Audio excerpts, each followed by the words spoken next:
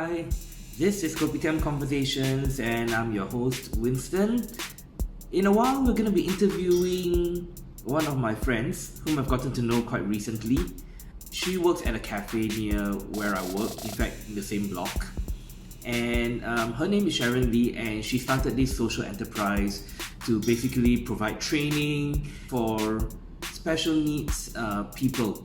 Alright, it's going to be exciting because this also coincides with the start of season 2, and we are excited because with things improving with regards to the COVID situation, we are now able to do interviews on site, meaning we can actually do physical interviews now. Alright, so in a while I'm going to be meeting up with her and we'll see how it goes. Alright, but welcome to season 2. Kopitiam Conversations. This is Kopitiam Conversations, and I'm your host, Winston. We are proud to bring you season 2 of our podcast. We are back after a season of taking time off to attend to other matters that needed our attention, and also to take a break so that we can recharge and rejuvenate. We can't wait to bring you new content to the podcast, and we hope you enjoy listening to us as much as we did producing them. My guest today is someone who works at the same office complex that I currently work at, and she is someone whom I've gotten to know quite well over lunch the last few months. Her name is Sharon Lee, the founder of Tender Hearts Cafe, a social enterprise for special needs youth with genetic disorders like Down syndrome, autism, and ADHD. Tender Hearts equips special needs youth aged from 17 years with skills such as baking, cooking, and living skills. Not one to shy away from doing whatever she can to help, Sharon sets up Tender Hearts as a platform to champion inclusion, acceptance, and equality for special needs. Let's listen to the talk that we had. Let's go. Hi Sharon, thanks so much for actually availing your time to actually sit through this interview with me. Right? I know it's a very busy day today. I see lots of students coming here to Lakan and all, and yeah, just wanted to take this time and discuss with you about Tender Hearts. Thank you very much for the invitation. Basically, I want to create more awareness, not just for Tender Hearts, but for the special needs community as well. Alright, okay. So the first question is basically this, right? You are the founder of Tender Hearts Cafe, which is a social enterprise, and I believe this was founded in 2016, right? Okay. It's for special needs youth, championing inclusion, acceptance, and equality for special needs. That's what I see out there, like thing, right? How did you begin Tender Hearts? Give us a glimpse of how it was like starting up. Way back in, I can remember it was September 2016. That was around my special needs girl's birthday. I was involved in NGOs and even other charities before this, but in 2016 I wanted to do something on my own. After a lot of frustrations, I wanted to do so much for the special needs, especially the youths who are less stranded or without jobs, all sitting at home. So I really wanted to target and do something for this group of special needs youths. So then I started with my girl and 2 other girls as well. So from 3 we grew. We actually started from Hope in SS19 Subang Jaya. So I was teaching the moms and the girls as well how to bake, how to cook. And then we did simple catering and simple bakes, especially cookies.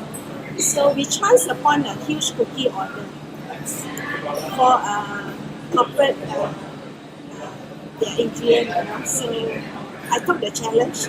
It was a very big challenge. We just had 1-2 small ovens, to make do then.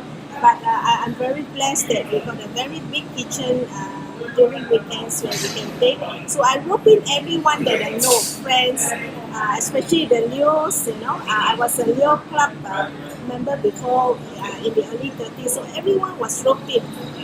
So we managed to finish the order. It was 1,008 1,800 jars, equivalent to about 42,000 pieces of cookies. That was a big, really a tall order. I don't know how we did it, but we did it. And what was the event for? It was for the AGM of one of the public institutions. Yes. So it was an opportunity to team up there.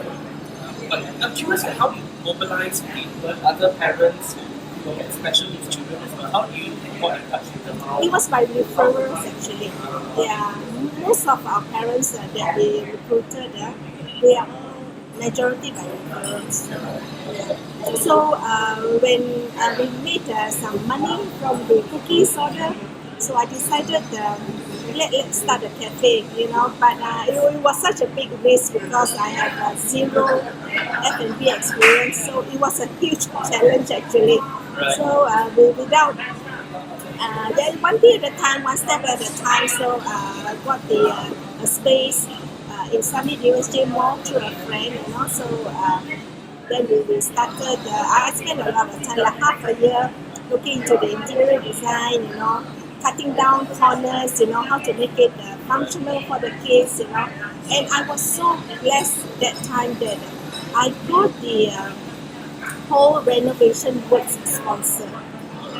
Yes, I'm very blessed. And then with the moms in Canada House, the dads, the families, we all walked in and we had a wish list.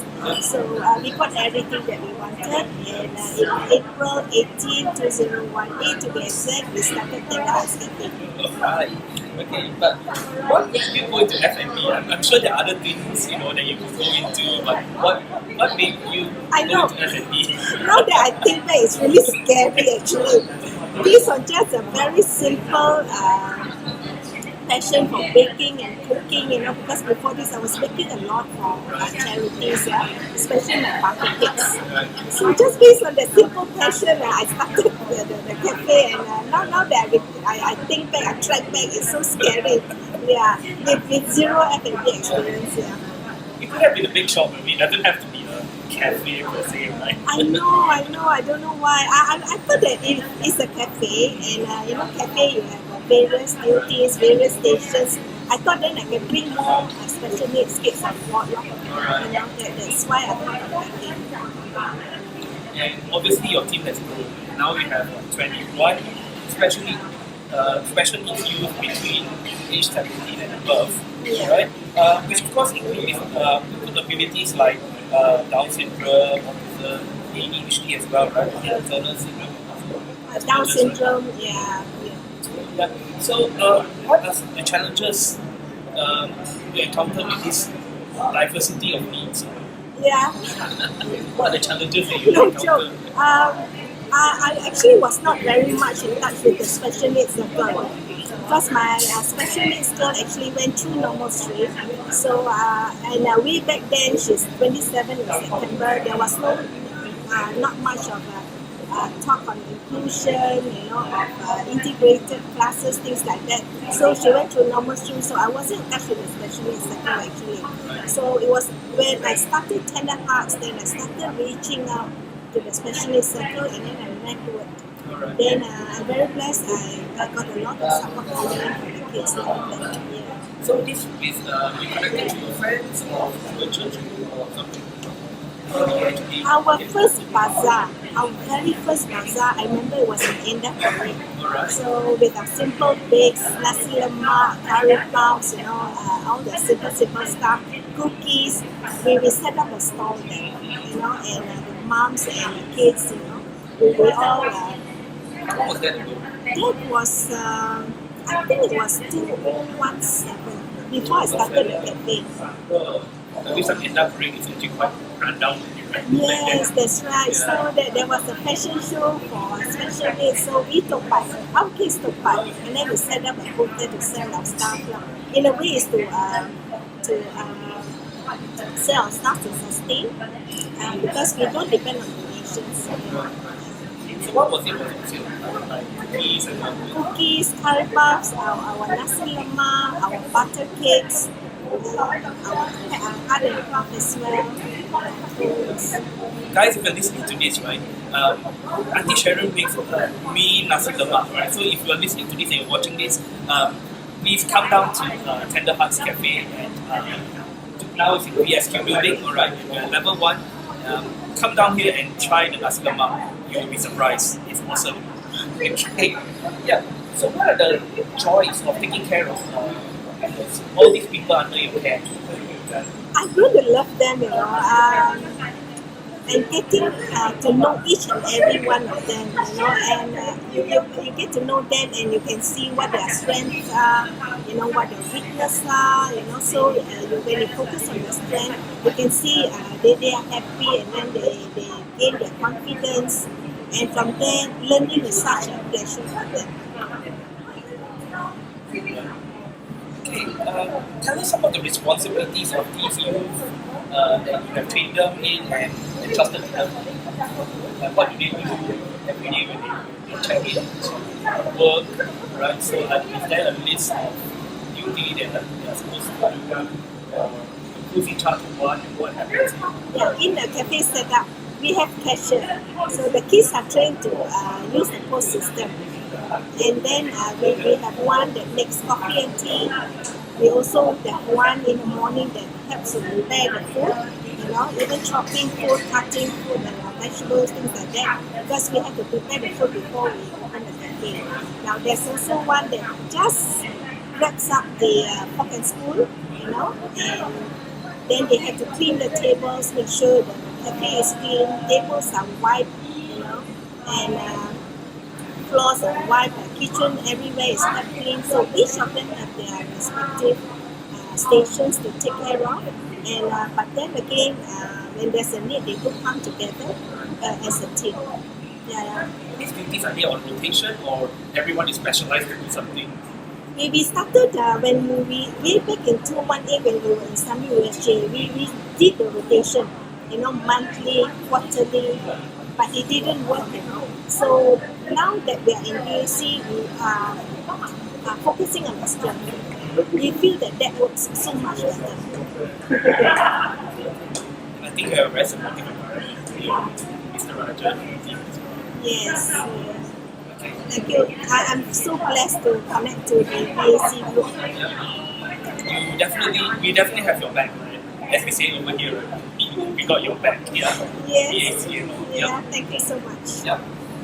Maybe just backtrack a little bit to 2018, because I think 2018 you were diagnosed with breast cancer, right?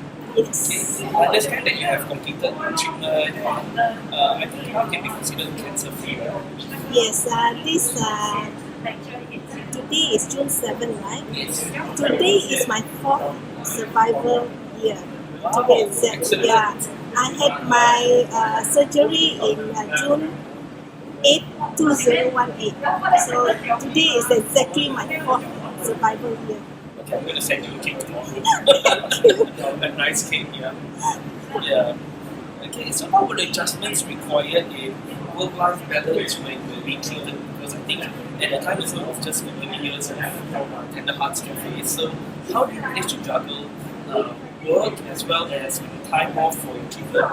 It was a very challenging 1.5 years after I started Tender Hearts, because I started in April 18, 2018. I was diagnosed in May, and May, that was after I started the cafe, and June 8 was my surgery date. So, and then my treatment and all took me the rest of the year until January 27, 2019. To be exact. So throughout that year, and even after my completion of the cancer treatment, the body has been waxed up, down, left, right, everything. So, but I think it's the kids that kept me going. One dance boy he said, "Auntie, I will fight this cancer with you." So it is so. Yeah, really, because they're grown to love the kids, we will see so much joy in them when we come to the cafe, all coming together, bonding, things like that. But I'm very thankful that I have a few moms who have stayed with me since we started the cafe. They are still with me today, so I'm very thankful for them for hanging on while I was away for the 1.5 years. But in between my chemo and with my bald head and whatnot, I tied a turban. I still went into the cafe whenever I could go in, because I miss the kids, and I wanted to be there for them, also to give the parents the moral support, because it is challenging because all the parents are housewives. Again, no F&B experience, so it is teamwork. We just all got together. But during that 1 year, because I couldn't be there physically, there were parents who left us as well. So it was tough. That was a really tough period, very, very tough period. And also, actually, when I was away, I got the second order from the public listed firm who love our cookies, so it's another 42,000 cookies to bake, So I'm very thankful to Leo Club of Selangor region. I got to know them, so they all came together, make it a regional project, and we completed the cookies on time. So obviously you couldn't be making all that by yourself during the time, right? no.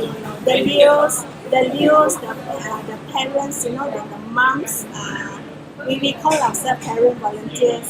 So we all came together, friends and families, everybody chipped in to complete the order, but especially the Leos. They really came full force to help me out during the difficult times. I'm very thankful for them. It's very heartwarming to hear that the people under your care saying the journey together with you this fight against cancer. And I think that's very, very encouraging, and it's very nice to hear. I think it's very heartwarming. And definitely give us a lot of support. They send me messages saying they miss me, things like that. So in between my chemo, I dropped by to visit them. I think you've created an environment of love and acceptance. That's why we get to see it return to you. So I think that's the best part. Yeah, that's the best part of starting Telehouse. What were your biggest concerns or fears, during that period, like having to juggle between, me time to get the treatment for yourself, as well as to ensure that this thing that you started continues to run even with or without you at the time? I was very worried, even in my hospital bed. When I did my surgery, even from the hospital bed, I was very worried about the cafe, very worried about the kids, very worried about the parents. Because that time I had some parents left as well. Immediately after the huge rookie order was completed, some parents left. So it was really very worrying, but thank God everybody hanged on, and we have survived until today. So coming December 2016, 27 December to be exact, we are 6 years old. Just thinking that your treatment falls into the whole movement control on and all that. I've really completed mine, but then again, the body is so different now. I get tired very easily, and my friends, my doctors say, hey, don't stress yourself up, but then again, I enjoy what I'm doing. I do enjoy, no doubt, physically I'm tired, but it's so rewarding, like here, starting the second cafe here, I have kids in Summit who are still there, feels that I abandoned them. Yeah, so I'm really trying to, I promise them once a day until they still come and see. These are the things that really touch me, and also because of MCO, I think I found my purpose of life. To do really work something up for the kids and continue this journey with them. That's very powerful, especially knowing that this is your purpose and this is what you want to do, And now we've got two centres, right? I mean, the one in USJ is still, the Summit USJ is still running, and this one here is also pretty much taking off. Right? I think you've got a steady stream of students here and all that. Yeah, I'm so lucky to actually get this downtime and chit chat with her, with Sharon and all Yeah, that. we always was only over the counter thing. Yeah. Yes, yeah. So, you are now based in VSQ PJ City Centre, right here, okay, at the Student Hub for the British Asian Knowledge Education Group. Now, tell us how you went from Summit USJ to, I don't know, maybe meeting Mr. Raja Singham of the BAC Education Group, the Managing Director, and how did you all actually establish this cafe here? It was Mr. Rajan visited Hearts Cafe in Summit when one of the students did their CSR projects with us. So there was a fundraising event. So he went there and I saw what we did. And I told him I'm looking for a centralized kitchen, a bigger space so that we can do catering. Because we do depend on donations. It's all self-sustaining. So the kitchen in Summit was very small. So I was looking for a bigger space. So before the pandemic, Mr. Rajan called me. Sharon, have you found your space? He said, these are the exact words. Yeah? I said, no, Mr. Rajan, come. So then he asked two of his staff to meet me. And I saw they brought me around to see the students' hub. So I came and I fell in love with this place. So I called Mr. Rajan and said, I love this place. That was how we all began. But then pandemic set in, we couldn't do anything. So we waited until January this year. 2022. Yeah, 2022. Yeah. We started in January this year. Students are slowly coming back to campus. I told myself, I think I'm ready, and I got my team ready for BAC. So that's how all this came about. January 2022, because I remember towards the end of last year, I think we had an encounter with you all. I think it was at our backpack, our performing arts center. I think you guys set it up and you had curry puff there and tea and all that. I think that was, and I can't remember what event it was, but we were there and then I met up with you and your team, and then I think we established contact. I think that's when I met you for the first time. And really, I think we are really fortunate that you're actually part of the community here now. And if we never really expressed enough thanks, I think we were very thankful that you all are here. But you have actually helped us to open our eyes to the community that is just in our doorstep, right? Yeah, and sometimes we see it, but we don't see it. Yeah. Yes. And I think you have good visibility to a lot of us here in the BAC education. People with special needs. I think we also want to come from. I'm very grateful to have partnered with Make It Right movement from the very start. In fact, Make It Right movement, Mr. Brian and his team, they actually worked together with me and we did our soft opening in Summit USJ. They were with us right from the start, the BAC group. That's very encouraging to hear.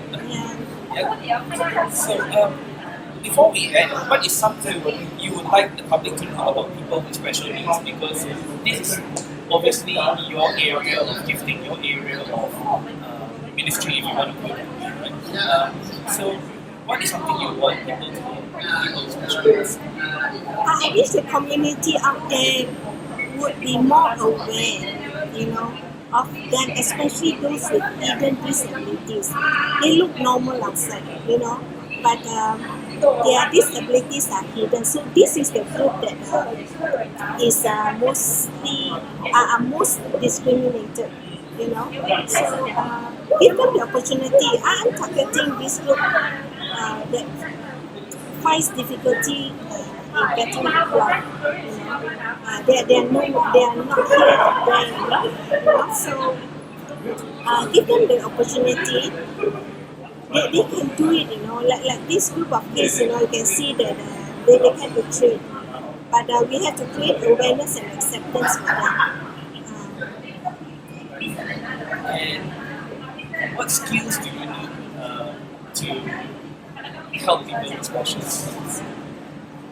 Patience, Patients. understanding, acceptance, treat them as equals, Do you have to also go through training how to handle them even before starting tender hearts? No F&B experience, no special needs training, it's just my mother's instinct, and because I have a special needs girl myself, so it's just through trial and error. In fact, until today, I'm still learning from them. I'm still learning how to adapt to them. I feel it's easier for me to adapt to them than they adapt to us. But it's about balancing the whole thing, because you have to set boundaries for them as well. They are different disabilities, and each of them, their levels are different. So that's the most challenging part of working with different diversities. It is tough. It's very tough. But it's still a joy and very rewarding working on this with them. Well, thank you so much for your time, Sharon. It's really enlightening talking to you, and I think it's really an eye-opener for me, personally, and I'm sure my listeners, on the podcast, Kopitiam Conversations, would also feel the same way.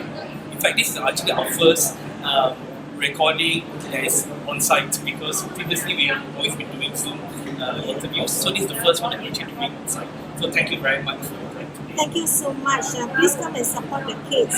Yeah. Is there anything you want to tell our listeners or our audience about Tender Hearts Cafe, maybe the two locations in which your cafe is at? Our first cafe is in Summit USJ Mall on level 2, but unfortunately, because of the pandemic, it's now turned into a baking center, come training and activity center now. So the full-fledged cafe is in BAC.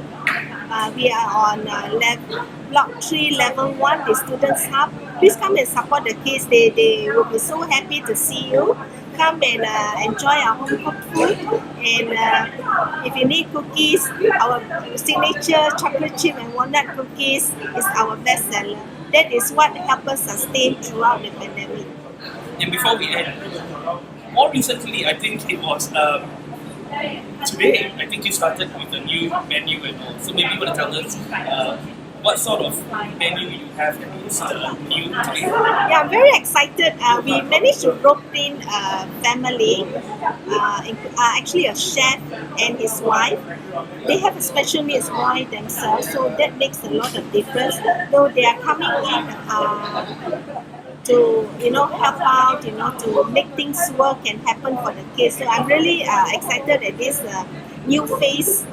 So I really want to make it work, and I hope to still continue to provide simple home-cooked meals for BAC education group, their staff and their students as well. And I'm very thankful they have been so supportive from day one. I can't thank them enough, especially Mr. Rajan. Thank you so much for your support all these years, and to Mr. Brian of Make It Right Movement as well. I wouldn't have done it alone. I'm very blessed to have known all of you, and to all the supporters out there, thank you so much. Thank you. Okay, what is one must try in your menu at Tender Hearts Cafe? Our best seller is still nasi lemak. Still the nasi lemak. Yes. Okay. And curry puffs are also much sought after. Right. Yes. I must say the nasi lemak sambal is excellent. That is still cooked with a secret recipe. So I'm very happy that Secret recipe. the customers here, the DSC staff, the students, they always ask for extra sambal, but I really thoroughly enjoy doing it, cooking it as well. Okay, thank you so much, Sharon. Thank you so much. Welcome. Thank you so much for the opportunity to create more awareness.